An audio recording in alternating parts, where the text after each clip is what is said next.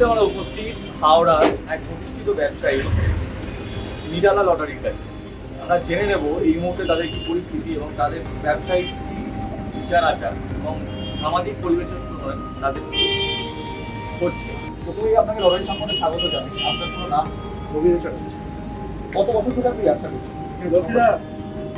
আচ্ছা, আপনারা তো সরকারি ট্যাক্স বেয়ার করে পুরোপুরি লিগাল ভাবে ব্যবসাটা চালাচ্ছেন, সে তো বটেই। আর যে সমস্ত অসাধু ব্যবসায়ীরা মানে ধরুন যাদের কোনো ডকুমেন্টেশন নেই বা চালাচ্ছে, তাদের ফলে আপনাদের কতটা এফেক্ট পড়ছে?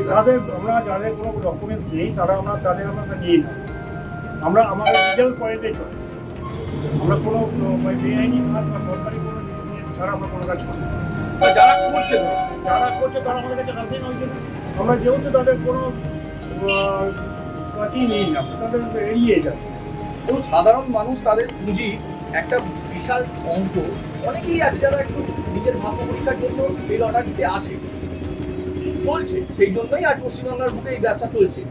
তার ফলেও তারা বুঝতে না পেরে এমন কিছু অসাধু ব্যবসায়ীর কাছে চলে যাচ্ছে, যার ফলে তাদের পয়সাটাও পুরো একদম এতে যাচ্ছে। এর ফলে আপনি একজন প্রতিষ্ঠিত ব্যবসায়ী হিসাবে তাদের কি সচেতন করবেন? তাদের আমরা বারবার বারণ করি, দেখবে টিকিট অনেক কিছু চলছে খেলা বাইরে, জাল টিকিট হয় বা টোল টিকিট হয়, যাতে করে তোমরা অনলাইন হয়, তোমরা সজাগ থাকবে।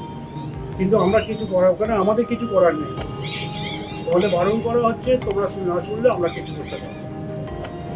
আচ্ছা, কোনো যদি ইউথ সম্প্রদায় বা যুব সম্প্রদায় যদি আপনাদের এই ব্যবসায় আসতে চায়, আপনারা একজন প্রতিষ্ঠিত ব্যবসায়ী হিসেবে কিভাবে হেল্প করবেন?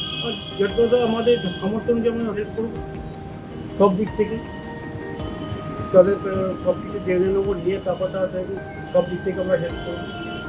কতজন আপনাদের এখনো পর্যন্ত এই ব্যবসার সাথে, মানে আপনার এই পুরো পরিবার হয়ে গেছে আপনার এখন, এই পুরো পরিবারের সঙ্গে কতজন এখন? আমাদের 47 জন আমাদের সেলার আছে, ক্যাশ সেলারও প্রায় 10-12 জন আছে। তারা আমাদের সঙ্গে আমাদের কাছ থেকে টিকিট নিয়েছে, পুরোটাই তো আপনাদের পরিবার, মানে 2000-এরও বেশি দলের সংখ্যক মানুষের আপনাদের এই ব্যবসার দ্বারা উপকৃত হচ্ছে। আর এই যে পারিপার্শ্বিক পরিবেশের যে এত সাতটা অনলাইন লটারি, ফেক লটারিতে ভরে গেছে, এইটাতে আপনি প্রশাসনের কাছে কি আবেদন জানাবেন?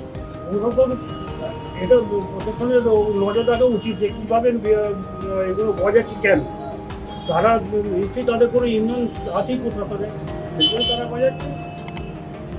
তারা এটাই তাদের নজর রাখা উচিত। আমাদের তো যতটা পারি আমরা আমাদের যে সেলার আছে বা যেসব কাস্টমার আমাদের আছে, তাদেরও আমরা বারবার বারণ করি যে ওইসব জায়গায় যাবে না, তোমার নিজেদের ক্ষতি নিজেরা করছে না।